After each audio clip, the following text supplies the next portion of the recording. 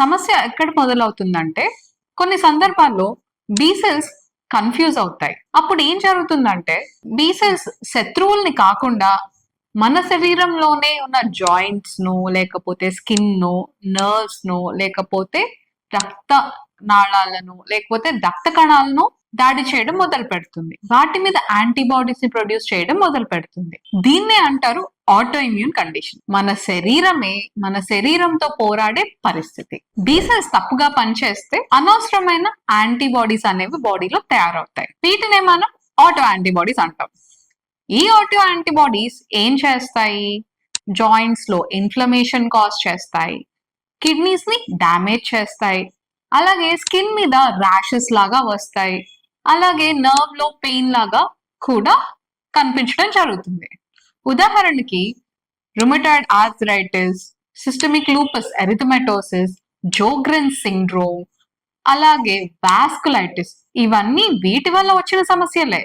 ఈ సమస్యలు ఒక్క రోజులో రావు, నెలలు సంవత్సరాల్లో నిదానంగా మొదలై పెరుగుతూ వస్తాయి. మరి బి సెల్ ఆటో ఇమ్యూన్ సమస్య ఉన్న వాళ్ళ లక్షణాలు ఎలా ఉంటాయి? పొద్దున్నే లేచినప్పుడు మార్నింగ్ స్టిఫ్నెస్ ఉంటుంది. మార్నింగ్ చేతులు కానీ కాళ్ళు కానీ పట్టేస్తున్నట్టుగా ఉండటం కానీ, అలాగే అతిగా అలసిపోవడం, ఫటీగ్. వీటితో పాటు కొన్నిసార్లు టెస్ట్ చేసినా కూడా చాలా వరకు నార్మల్ గా రావడము, లేకపోతే ఈ స్కిన్ ప్రాబ్లమ్ తోనో కిడ్నీ ప్రాబ్లమ్ తోనో కాంబినేషన్ లో జాయింట్ పెయిన్స్ ఉండడము, ఇట్లా చూడడం జరుగుతుంది.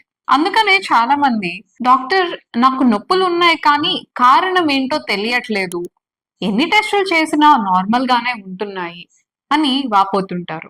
ఇక్కడే ఇలాంటి పరిస్థితుల్లోనే ఒక రుమటాలజిస్ట్ సలహా అనేది మీకు చాలా ఉపయోగపడుతుంది.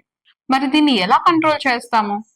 ముఖ్యంగా గుర్తుంచుకోండి, మనం ఇమ్యూనిటీని చంపడం లేదు, అదే ఇమ్యూనిటీని సరైన దారిలో పెట్టే సొల్యూషన్ ని మనం సజెస్ట్ చేస్తున్నాం. మరి వీటి ట్రీట్మెంట్ లో మనం ఏం యూజ్ చేస్తాము అంటే బి సెల్ యాక్టివిటీని తగ్గించేలాంటి కొన్ని మెడిసిన్స్ మనం యూజ్ చేస్తాము.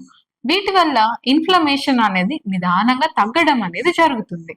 అలాగే autoimmune B cell activity వల్ల బాడీలో వచ్చిన డ్యామేజెస్ ని రికవర్ చేయడానికి rehabilitation, muscle strength, bone strength, ఇంకా రకరకాలు అలాగే లైఫ్ స్టైల్ చేంజెస్, ఇవన్నీ మనం ట్రీట్మెంట్ లో యూజ్ చేయడం అనేది జరుగుతుంది. సో పెయిన్ కిల్లర్ దీనికి ట్రీట్మెంట్ అస్సలే కాదు. మరి ఇప్పుడు అర్థమైందా ఇమ్యూనిటీ సమస్యలు ఎలా వస్తాయి, ఎందుకు వస్తాయి అనేది?